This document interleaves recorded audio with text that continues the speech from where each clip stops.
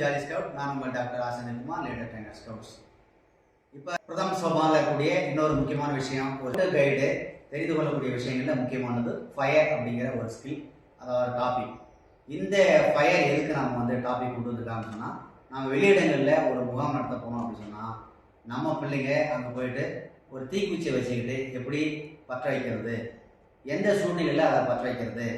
அப்போ அந்த சூழ்நிலையில் நமக்கு அடுப்பே அங்கே இல்லை, காடுகளுக்கு போகும்போது, தனியாக வெளியிடங்களுக்கு போகும்போது எதுவுமே இல்லை அப்படின்னு சொன்னால், தற்காலிகமாக ஒரு சில அந்த மேடை தீ போன்ற தீ வகைகளை பயன்படுத்தி எந்தெந்த சூழ்நிலைக்கு தகுந்த மாதிரி எந்தெந்த தீயை நம்ம பயன்படுத்தலாம் அப்படிங்கிறத முதல்ல தெரிஞ்சுக்கணும்.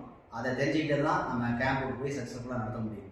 பொதுவாக ஒரு ஸ்கவுட்டு கைடு தானேவே சமையல் செய்யக்கூடிய விஷயங்கள் இது இருக்குது நம்ம ஸ்கவுட்டிங்கில், கைடிங்கில்.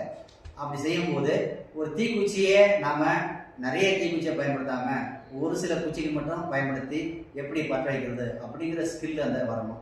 அதாவது காற்றடிக்கிற திசையில் கூட காற்றை மறைச்சி உட்காரணும், அதை பற்ற வைக்க தேவையான தீ வேணும். இது போன்ற விஷயங்கள்லாம் என்ன செய்வாங்க அப்படின்னு சொன்னால் நம்ம தெரிஞ்சுக்கணும்.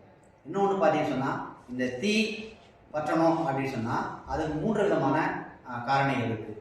என்ன அப்படின்னு சொன்னால், அதுக்கு தான் ஃபயர் ட்ரையாங்கிள்.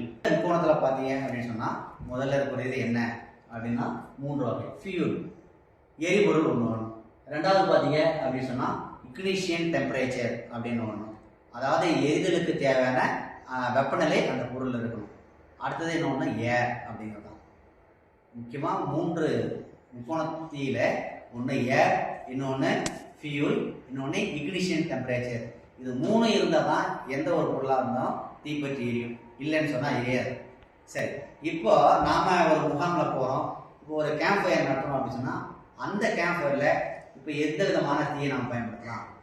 சப்போஸ் ஈரமான இடங்கள் இருக்குது, அந்த சூழ்நிலை எது விதமான ஒரு தீயை பயன்படுத்தலாம் அப்படிங்கிற விஷயங்கள் தான் நம்ம இந்த வீடியோவில் பார்க்க போகிறோம். வாங்க வீடியோக்குள்ளே போகலாம். சரி, ஜிப்சி ஃபயர் அப்படின்னு சொல்கிறேன். ஜிப்சி ஃபயர் அப்படின்னு ஒரு ஃபயர். இந்த ஜிப்சி ஃபயரோட இந்த படத்தை பாருங்கள். இது எப்படி இருக்குது அப்படின்னு சொன்னால், அதாவது 2 கப்பக்குச்சிகள் மாதிரி, ஒன்று பார்த்தீங்கன்னா மேலே தாங்குற மாதிரியும், அந்த வெயிட்டு கீழே விழாமல் இருக்கிறதுக்கு ஒரு வளைவான ஒரு குச்சி, ஒரு கவக்குச்சியும் வச்சுருக்காங்க. இது என்ன அப்படின்னு சொன்னால், இது பார்த்தா பொதுவாக வந்து வெளியிடங்களுக்கு போகும்போது இது மாதிரி குச்சியை வெட்டி கவகம்பையில் வச்சு கீழே நெருப்பு மூட்டி அதில் ஒரு குச்சியினுடைய நுனியில் ஒரு பாத்திரத்தை மாட்டி பற்ற வைக்கக்கூடிய ஒரு விஷயம். என்னுடைய பேர் துலா அடுப்பு, அதாவது ஜிப்சி ஃபயர் அப்படின்னு சொல்கிறோம். அது வேட்டைக்காரர்கள் பயன்படுத்தக்கூடிய ஒரு தீ, அது வேட்டைக்காரர் தீ அப்படின்னு சொல்கிறாங்க. இப்போ பொதுவாக காடுகளுக்கு வேட்டையாட போகிறவங்க என்ன செய்வாங்கன்னு சொன்னால் இது மாதிரி தீ வகையான பயன்படுத்துவாங்க. அந்த படத்தை பாருங்கள். ஃபயர் அப்படிங்கிறது வேற ஒன்றும் இல்லை.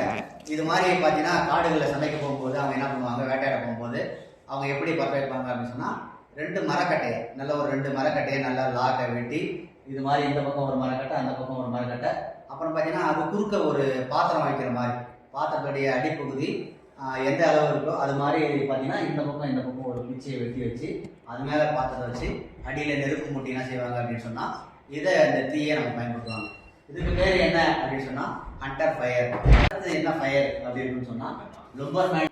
இந்த வகை தீயை என்ன சொல்கிறாங்க அப்படின்னு சொன்னால் லும்பர்மேன்ஸ் ஃபயர், அதாவது மரம் வெட்டுறவங்க இது மாதிரி அடுப்பை பயன்படுத்துவாங்க. 2 குச்சி, கவக்குச்சி மாதிரி ஒன்று இருக்கும், அது 2ஐயும் வெட்டி குறுக்க ஒரு என்ன செய்கிறாங்க, ஒரு குச்சி ஒன்று போட்டு நடுவில் ஒரு கவை மாதிரி நடுவில் போட்டிருக்காங்க, ஒரு கவை மாதிரி. அந்த கவையில் கீழே பாத்திரத்தை தொங்க விட்டு அதுக்கு அடியில் நெருப்பு மூட்டி பற்ற வைப்பாங்க. ஃபயர் இது பொதுவாக நம்ம வந்து கிராமங்களில் பயன்படுத்துகிறோம். என்ன அப்படின்னு சொன்னால் குழித்தீ என்ன சொன்னால் தரையில் வாசல் முன்னாடி குழியை வெட்டி என்ன பண்ணுவாங்க, அது மேலே பாத்திரத்தை வச்சு சமைப்பாங்க. இதுதான் வந்து ட்ரென்ச் ஃபயர். வைக்கும் போது என்ன சொன்னால் தரையில் வாசல் முன்னாடி குழியை வெட்டி என்ன பண்ணுவாங்க, அது மேலே பாத்திரத்தை வச்சு சமைப்பாங்க. இதுதான் பார்த்தீங்கன்னா விறகுல அப்படியே கட்டையாக அடிக்கடி வச்சுட்டு அடியில் நம்ம தீ மூட்டணும் அப்படின்னு சொன்னால் ஒவ்வொரு கட்டையாக அடியில் எரிஞ்சு கீழே என்ன செய்யும், ஒவ்வொரு லாக்காக கீழே இறங்கிக்கிட்டே இருக்கும். பாருங்க, இந்த இடத்துல நெருப்பு மூட்டுறோம், அது நெருப்பு பிடிச்சிட்டே போய் அடிக்கட்டையை எரிச்சு திரும்ப ஒன்றுனா அப்படியே கீழே இறங்கிட்டே இருக்கும். அதுக்கு நாம தனித்தனியாக தான் விறகு எடுத்து வைக்கணும்னு அவசியம் கிடையாது. இதை பொதுவாக என்ன செய்வாங்கன்னு சொன்னால் பெரிய பெரிய குளிர் பிரதேசங்களில் வீடுகளில் இது மாதிரி கட்டை அடி வச்சு இந்த ரிஃப்ளெக்டர் ஃபயரை உருவாக்குவாங்க. அடுத்து பார்த்தீங்கன்னா ஆல்டர் ஃபயர் அப்படிங்கிறது. ஆல்டர்னா மேடை தீ.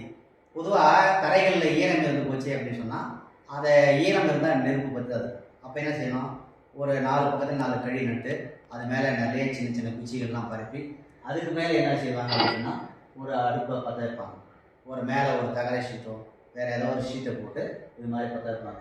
அப்போ கீழே தரையில் படாமல் அப்போ என்ன செய்வாங்க, ஒரு மேடை மாதிரி செஞ்சு அதுக்கு மேலே செய்வாங்க. உதாரணத்துக்கு கீழே வைக்காமல் ஒரு மேலே ஒரு மேடை மாதிரி அமைச்சு செய்யக்கூடிய விஷயங்கள் தான் ஆல்டர் ஃபயர். இது இல்லாமல் இன்னொன்று பார்த்தீங்க அப்படின்னு சொன்னால் ஸ்டார் ஃபயர் ஒன்று அப்படின்னு ஒன்று. அதாவது சின்ன சின்ன குச்சிகளை பார்த்தீங்க அப்படின்னு சொன்னால் எதிரும் புறமாக ஒரு 3 குச்சி வச்சு அது நடுவில் வந்து நெருப்பு மூட்டக்கூடிய விஷயம், அது ஸ்டார் ஃபயர்.